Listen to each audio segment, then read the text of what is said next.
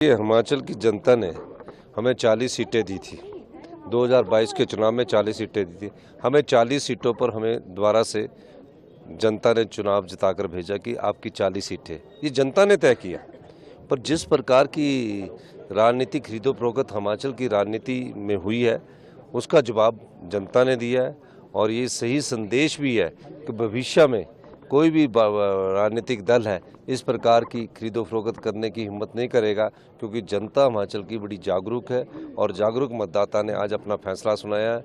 और 3 जो आज़ाद विधायक थे इनको इस्तीफा देने की जरूरत नहीं थी, जिसमें से आज 2 चुनाव हार रहे हैं, एक पर हम थोड़े वोटों से पीछे चल रहे हैं। लेकिन मेरा मानना है कि इन 3 विधायकों को इस्तीफा क्यों दिया?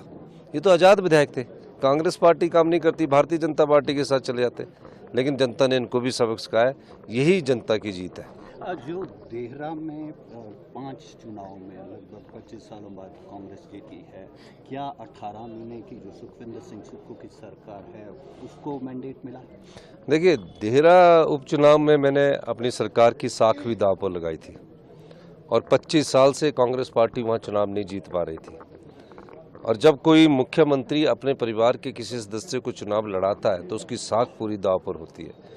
भारतीय जनता पार्टी ने पूरा जोर लगाया, पर मैं देहरा की जनता का भी धन्यवाद करना चाहता हूं कि उन्होंने अपने विवेक का परिचय दिया और निश्चित तौर पर वहां एक अच्छी जीत कमलेश ठाकुर जी की हुई है। मैं उनको भी बहुत बहुत शुभकामनाएं देना चाहता हूँ। आपके साथ हिमाचल में पहले मुख्यमंत्री होंगे जिनके साथ उनकी पत्नी विधानसभा में जाएंगी, क्या उत्साह है?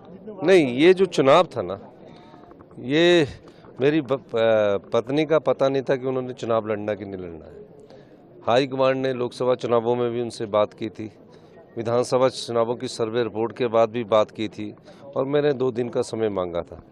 तो मुझे सरकार के लिए विधायकों की जरूरत थी।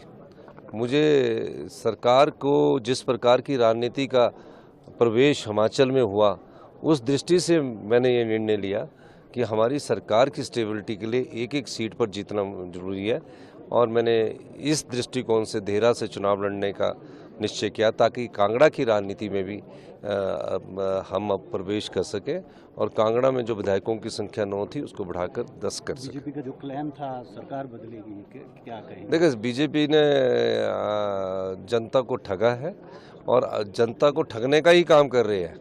4 जून को बनेगी, फिर 3 उपचुनाव फटाफट करवा दिए। हमने सोचा ये चुनाव हरियाणा के साथ होंगे, लेकिन हरियाणा के साथ होकर नहीं, ये जो उपचुनाव इन्होंने फटाफट करवा के ये सोचा कि ये जीतेंगे।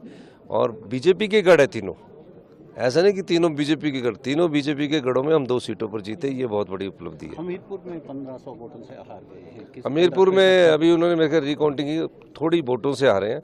लोकसभा में तो हम वहाँ 22,000 से डाउन थे, लेकिन तीनों विधानसभा लोकसभा का चुनाव अलग होता है और विधानसभा के चुनाव में जनता ने हमारी कार्यप्रणाली को वोट दिया। आखिरी में सर, राष्ट्रीय राजनीति में जो नेशनल स्तर पर देखें तो जो गठबंधन है उनको असेंबली जितने भी बाई इलेक्शन हुए हैं कांग्रेस गठबंधन को मिले हैं, किस तरह से देखते हैं? निश्चित तौर पर अच्छा है और हम लोगों को इससे फ़ायदा हुआ है। जनता ने कांग्रेस के प्रति रुझान दिखाया और हमारी नीतियों के प्रति, कांग्रेस के प्रति फिर मजबूत होकर आ गया। धन्यवाद।